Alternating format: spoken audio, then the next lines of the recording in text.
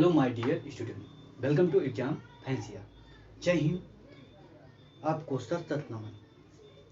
कहानी है 1731 की। जोधपुर के एक राजा हुआ करते थे, उनका नाम अभय सिंह था। अभय सिंह चाहते थे कि एक आलीशान महल बनाया जाए उनके लिए। क्या अभय सिंह चाहते थे उनके लिए एक आलीशान महल बनाया जाए। अब महल बनाने के लिए अधिक से अधिक पेड़ को काटना पड़ेगा, क्योंकि पेड़ों की बल्लियां लगती थी महल में। अब अजीत सिंह ने अपने मंत्री गिरधर दास से कहा कि जाके जंगल से लकड़ी काट कर लेकर आओ। गिरधर दास जाते हैं एक गांव में। बिश्नोई समाज वहां पर रहता है। जब वो पेड़ को काटने लगते हैं तो एक महिला रहती है जिसका नाम रहता है अमृता देवी बिश्नोई। अमृता देवी बिश्नोई विरोध करती है और खुद और उनके 3 बच्चे पेड़ पर लिपट जाते हैं कि हम पेड़ को काटने नहीं देंगे। गिरधर दास ने यह सूचना राजा को पहुंचाई। राजा इतने क्रूर थे, उन्होंने कहा पेड़ के साथ उनको भी काट दो। 1731 में इसी तरह 360 व्यक्तियों को काटा गया था। अभय सिंह ने क्या अभय सिंह ने तो उस समाज का आप अंदाजा लगाइए कि वो समाज जो अपनी जान देकर एक पेड़ की रक्षा करना चाहता है। 360 व्यक्तियों को काट दिया गया, क्या पेड़ के साथ लिपट कर, और पेड़ के साथ ही उनको काट दिया गया। आप उनका प्रेम देखिए, पर्यावरण के प्रति उनका प्रेम देखिए। इसीलिए कहते हैं पर्यावरण सबकी जननी है। उसी के अनुसार चलो तो कोई समस्या नहीं होगी। सो इस वीडियो में हम लोग देखेंगे एक्वेटिक इकोसिस्टम। क्या जलीय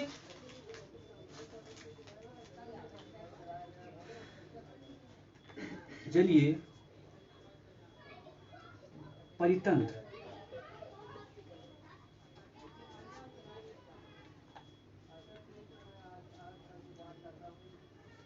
एक्वेटिक इकोसिस्टम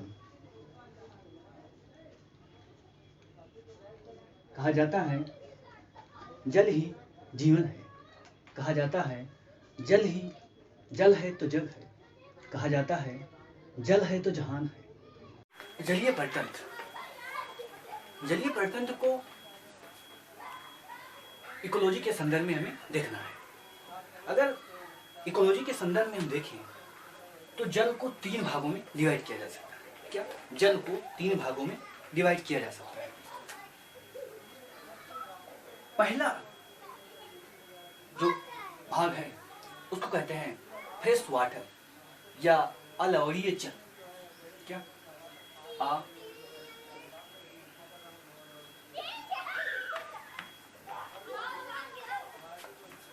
अलवणीय जल।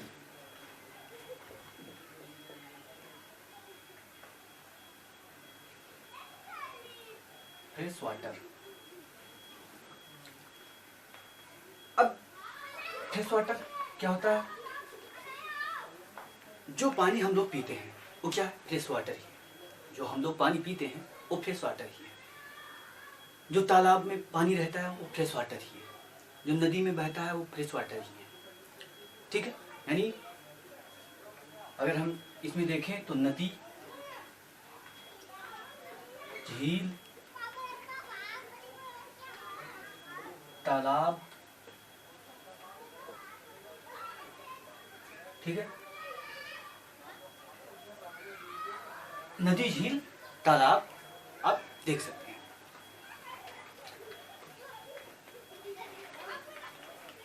अब इसका एक आधार है जिसको उस आधार से अगर ऊपर रहता है मात्रा तो लवणीय जल और नीचे तो अलवणीय जल। आधार क्या है? लवण की मात्रा। क्या? लवण की मात्रा। लवण की मात्रा अगर 5 पीपीटी अगर रहता है, 5 पीपीटी रहता है या इससे कम रहता है तो फ्रेश वाटर माना जाएगा। पीपीटी का मतलब पार्ट पर थाउजेंड। क्या? पार्ट पर थाउजेंड, मतलब 1000 अगर समझा जाए, 1000 अगर बूंद में 1 बूंद क्या होना चाहिए? लवण होना चाहिए। तो वो कौन सा वाटर कहलाएगा? फ्रेश वाटर कहलाएगा। ठीक है, तो इसे ताजा जल भी कहा जाता है। क्या? इसे ताजा जल भी कहा जाता है। दूसरा जो है उसको कहते हैं समुद्री, क्या? समुद्री, क्या? समुद्री जल। लेकिन आप समुद्री परितंत्र लिखें, यहां भी आप परितंत्र होगा, समुद्री परितंत्र। अब समुद्री परितंत्र में लवण की मात्रा लगभग 35 पीपीटी होती है। क्या? 35 पीपीटी होती है या इससे अधिक होता है। तो समुद्र का जल पीने योग्य नहीं होता। क्या? समुद्र का जल पीने योग्य नहीं होता। तीसरा जो है उसको बोलते हैं ब्रेकिश वाटर। क्या? Brackish water.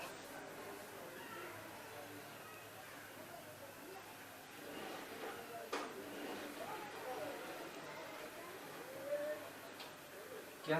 Brackish water. क्या? Brackish water. इसको हम अन्य जल स्रोत में रख सकते हैं। क्या? अन्य जल स्रोत,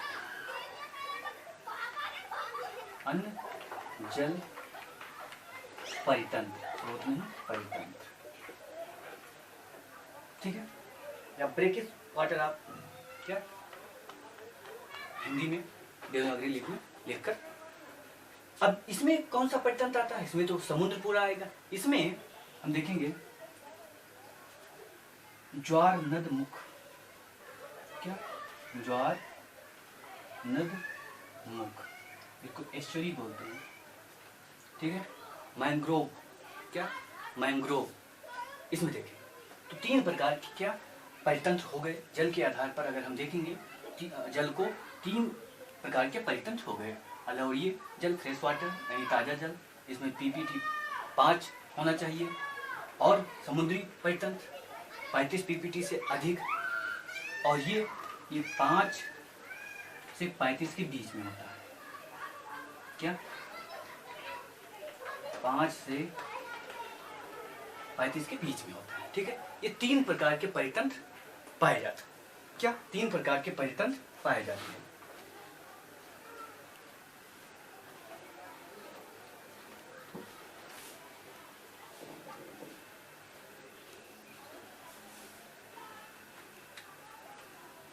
अब इन परितंत्र में पाए जाने वाले जीव या इन परितंत्र को प्रभावित करने वाले कारक, उनको हम लोग देखते हैं।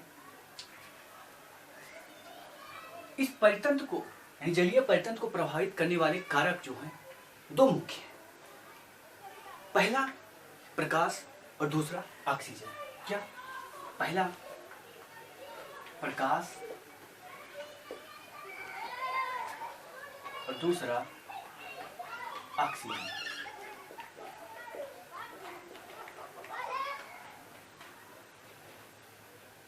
ठीक है,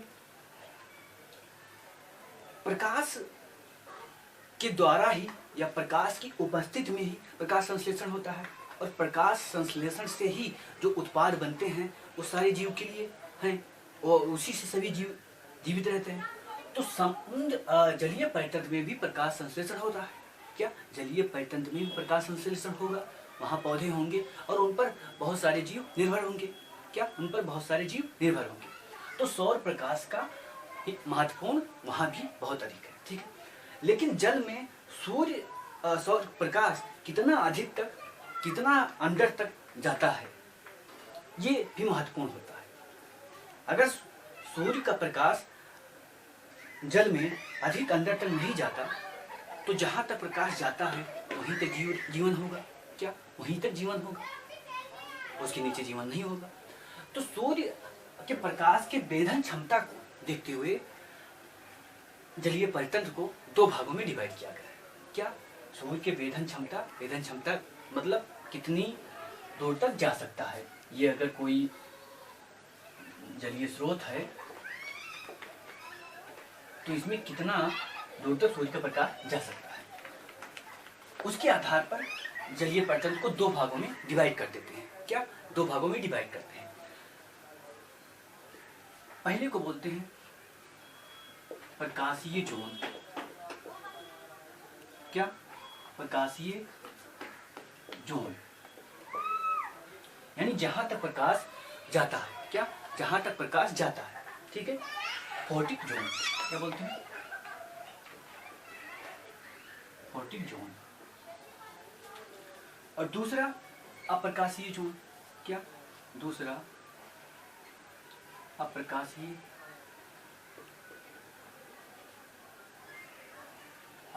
जोन यानी अफोटिक जोन। ठीक है। दो भागों में डिवाइड करते हैं। अब इस प्रकाश जोन में देखेंगे तो प्रकाश जोन में ही क्या होगा? प्रकाश संश्लेषण होगा। क्या? प्रकाश संश्लेषण की क्रिया यही होगी।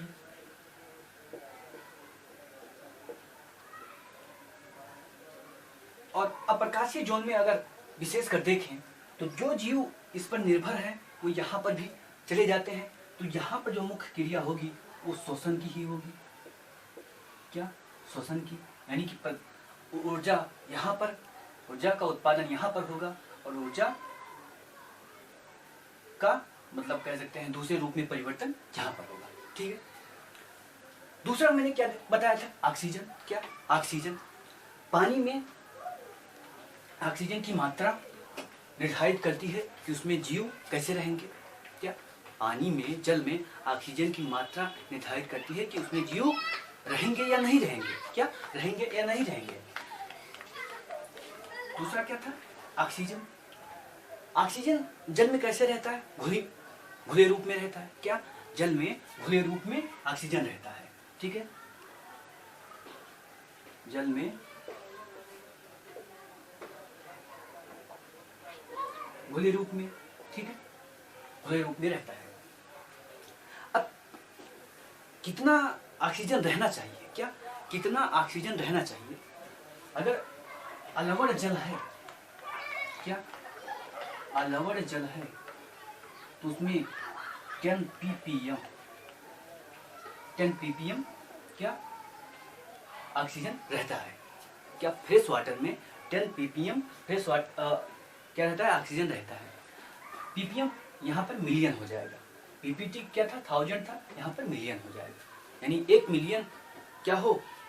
जल हो तो उसमें 10 क्या रहता है? केवल ऑक्सीजन रहता है। कहने का मतलब, ठीक है। और अगर परसेंटेज में देखें तो ये और कम हो जाता है। क्या? परसेंटेज में देखें तो ये और कम हो जाता है। ठीक है। अब ये जल में जो ऑक्सीजन की मात्रा है इसकी तुलना अगर हम वायु में जो ऑक्सीजन की मात्रा है उससे करें। क्या? जल में जो ऑक्सीजन की मात्रा है उसकी तुलना अगर वायु में ऑक्सीजन की मात्रा से करें तो जल में ऑक्सीजन की कमी 150 गुना होती है। क्या? 150 गुना। यानी वायु में ऑक्सीजन 150 गुना अधिक होता है। क्या? 150 गुना अधिक होता है। ऑक्सीजन की मात्रा बहुत कम होती है, इसीलिए मछली को बाहर निकालो तो तुरंत मर जाती है। क्या? तुरंत मिल जाती है, क्योंकि वो खुले ऑक्सीजन को ही ज्यादा लेने की आदी रहती है। क्या? लेने की आदी रहती है। ठीक है। अब हमने बात किया क्या? जल में ऑक्सीजन कैसे पहुंचता है? घुले रूप में पहुंचता है। तो घुले रूप में कहां से आता है, घुलता है, उसको भी देखते हैं। जल में क्या होगा? प्रकाश संश्लेषण होगा। क्या? प्रकाश संश्लेषण की क्रिया होगी। तो प्रकाश संश्लेषण के माध्यम से क्या? प्रकाश संश्लेषण के माध्यम से ऑक्सीजन पहुंचता है कहाँ? जलीय परितंत्र में। क्या? प्रकाश संश्लेषण के माध्यम से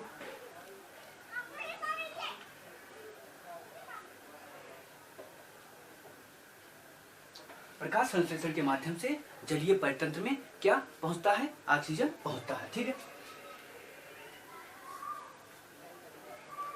और जल का जो तापमान है, क्या जल का जो तापमान है वो भी निर्भर करता है क्या? ऑक्सीजन की घुलन क्षमता पर। अगर जल का तापमान क्या थोड़ा भी बढ़ जाए या जल का तापमान बढ़ता है, अगर जल का तापमान बढ़ता है तो ऑक्सीजन की घुलन क्षमता कम होती है।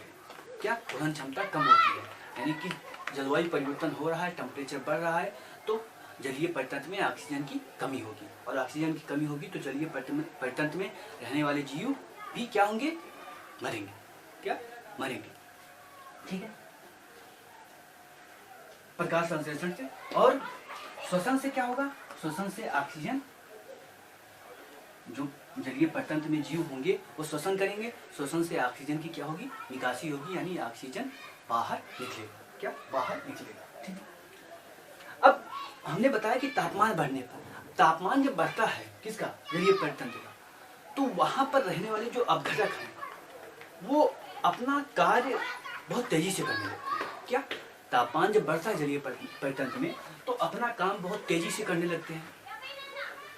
तो तेजी से करने के कारण उन्हें क्या चाहिए? अधिक से अधिक ऑक्सीजन चाहिए। क्या? अधिक से अधिक ऑक्सीजन चाहिए अपघटन करने के लिए व्यस्त पदार्थों को, और ऑक्सीजन की तापमान बढ़ने पर ऑक्सीजन कम हो जाता है, तो स्थिति क्या बन जाती है? विसियस साइकिल बन जाता है, और एक जलीय परितंत्र क्या धीरे धीरे मृत प्राय हो जाता है। ठीक है। दो रीजन हम लोगों ने देखा कि जलीय परितंत्र में जीवन के लिए आवश्यक है क्या? ऑक्सीजन और प्रकाश। क्या? ऑक्सीजन और प्रकाश। और प्रकाश की वेधन क्षमता को अगर देखें तो एक कारण और प्रभावित करता है, वो है पारदर्शिता। पारदर्शिता का मतलब जल जितना ही पारदर्शी होगा, पारदर्शी का मतलब उसमें घुलन पदार्थ जितना ही कम होगा, प्रकाश की भेदन क्षमता या प्रकाश अधिक अंदर तक जा सकता है, जा पाएगा, जिससे क्या होगा? जीवन में और ग्रोथ होगा। क्या? जीवन में और ग्रोथ होगा। ठीक है।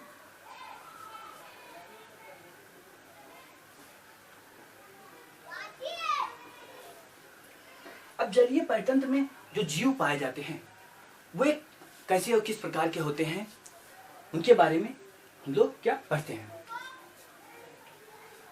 जलीय परितंत्र में जो जीव पाए जाएंगे, जो पहला प्रकार का जीव है उसको बोलते हैं न्यूस्टर। क्या? न्यूस्टर। पहला प्रकार का जो जीव है उसको बोलते हैं न्यूस्टर। इसको देवनागरी लिपि में आप लिख सकते हैं। क्या? देवनागरी लिपि में आप इसको न्यूस्टन लिख सकते हैं। अब ये न्यूस्टन, या इसको नीस्टोन भी लिखा जाता है हिंदी में, नीस्टोन। अब न्यूस्टन कैसे जीव हैं? ये ऐसे जीव हैं जो जल सतह पर क्या तैरते रहते हैं। क्या? ये ऐसे जीव हैं, जीव में क्या पौधे और जंतु दोनों आएंगे। ऐसे जीव हैं जो जल सतह पर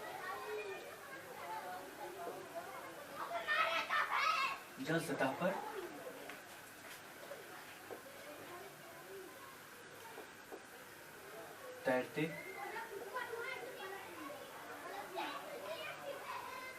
रहते हैं। क्या? जल सतह पर तैरते रहते हैं। अब इनमें कौन सा जीव इसमें है? उदाहरण भी, जैसे कीट जो होते हैं उनका लार्वा। क्या?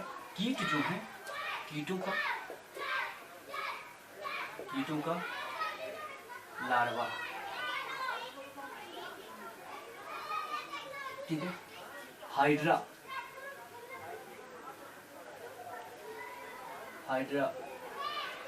घोंघा। क्या? घोंघा। ठीक है। तो इनको बोलते हैं न्यूस्टन जीव है। उसको पेरीफाइटन। क्या? दूसरा जो जीव है उसको क्या बोलते हैं?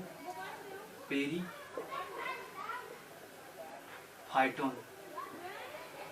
क्या? पेरीफाइटन।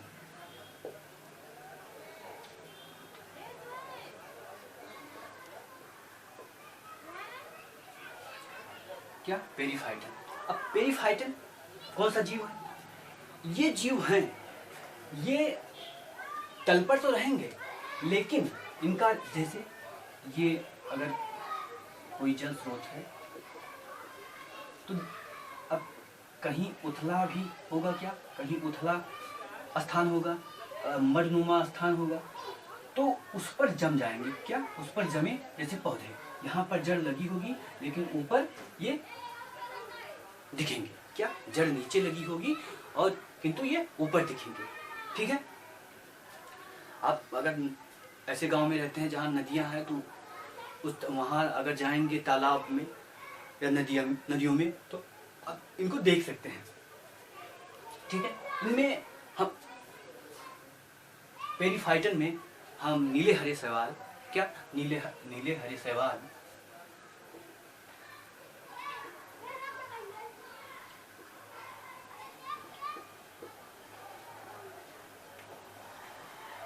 नीले हरे शैवाल को रखते हैं और बैक्टीरिया को रखते हैं। क्या बैक्टीरिया को भी इसमें रखते हैं, फंगस को भी रखते हैं। क्या फंगस को भी इसमें रखते हैं। ठीक, दो प्रकार के जीव होंगे। तीसरे प्रकार का जो जीव है उसको बोलते हैं प्लैंक्टन। क्या प्लैंक्टन।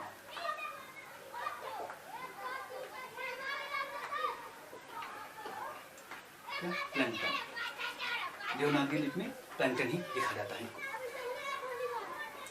अब प्लैंक्टन में छोटे छोटे पादप आते हैं। क्या छोटे छोटे पादप और छोटे छोटे जीव जंतु। क्या छोटे छोटे पादप आते हैं और छोटे छोटे जीव जंतु।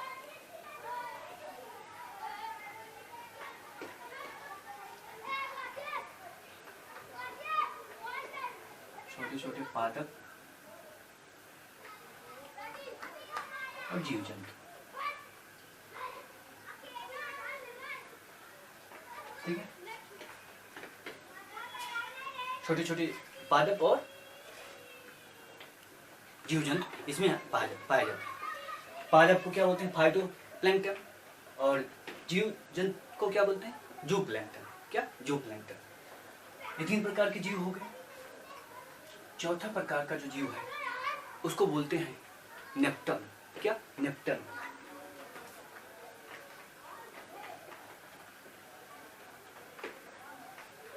नेप्टन देवनागरी में नेप्टन लिखेंगे इसको। नेप्टन कौन सा जीव है? नेप्टन तैरने वाले जीव है। क्या तैरने वाले जीव है जो जलीय पर्यटन में क्या करते हैं? तैरने वाले जीव जो हैं वो नेप्टन के अंतर्गत रखे जाते हैं। क्या? अब इसमें छोटा तैरने वाला जीव और बड़ा तैरने वाला जीव दोनों रखा जाता है। जैसे कीट हो गया, कोई कीट है या कोई कीड़ा है जो तैरने वाला है, उसका आकार अभी 2 mm का ही है। और व्हेल मछली वो भी इसमें आएगा, वो भी तैरने वाली है। क्या वो भी तैरने वाली है। तो ये आपको याद रखना है। ठीक है। अगला जो पांचवा जो है वर्ग उसको बोलते हैं बेंथेस। क्या बेंथेस। क्या बोलते हैं? बेंथेस। ठीक है। बेंथेस। अब ये कैसे जीव हैं? ये ऐसे जीव हैं जो जैसे ये क्या जल है और ये पाए जाते हैं क्या बिल्कुल तल पर, कह सकते हैं। ये क्या पाए जाएंगे? तल पर पाए जाएंगे। ठीक है। और यह तल ऊंचा होगा तो उस पर पाए जाएंगे, मतलब रहेगा इनका तल पर ही। ठीक है। क्या इनका आवास क्या रहेगा? तल पर ही रहेगा। ठीक है। अब कौन कौन से जीव इसमें आ सकते हैं? क्या जैसे एक जीव इसका नाम है कोरल। क्या कोरल के बारे में हम पढ़ेंगे। एक जीव है जिसको कहते हैं स्टार। क्या समुद्री स्टार, समुद्री तारा। क्या समुद्री तारा। ठीक है। और इसी में आता है केकड़ा। केकड़ा भी रहता है। तो ये क्या 5 प्रकार के जीव हैं जो इकोसिस्टम, जलीय इकोसिस्टम के बारे में हमें जानना चाहिए। और इससे क्वेश्चन आता भी है कि नेप्टन और बेंथोस से बहुत ज़्यादा क्वेश्चन आता है। कौन, नेप्टन का अर्थ क्या है, बेंथोस का क्या अर्थ, इससे भी क्वेश्चन आते हैं। ठीक है, तो आज के लिए इतना ही। फिर मिलेंगे हम लोग नेक्स्ट वीडियो में। उसमें हम लोग देखेंगे झील, एक पारिस्थितिक तंत्र और वेटलैंड, आर्द्रभूमि देखेंगे, मैंग्रोव देखेंगे। सो आज के लिए इतना ही, फिर मिलते हैं। जय हिंद, जय भारत।